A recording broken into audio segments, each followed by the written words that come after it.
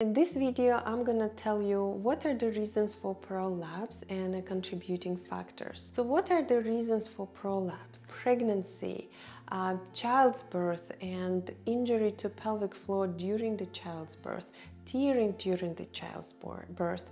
Also, the reasons can be like a chronic constipation, chronic cough or sneezing. Also, you're lifting heavy things or you're lifting weights in the gym and you do not know how to do it safe. Also, it's known that women after 50 and women during menopause experience prolapse symptoms. What are contributing factors of prolapse?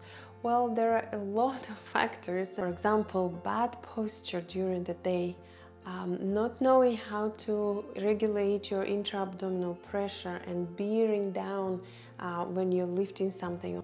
Inactive lifestyle, C-section scar tissue can contribute to prolapse. Also, weak or tight pelvic floor.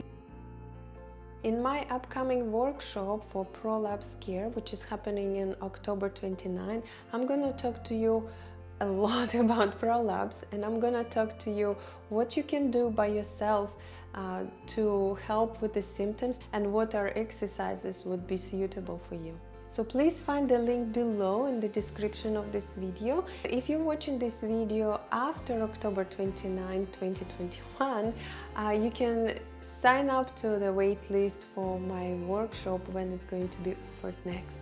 If you like this video, please push like, sign up to my workshop, and I'll see you there. Bye!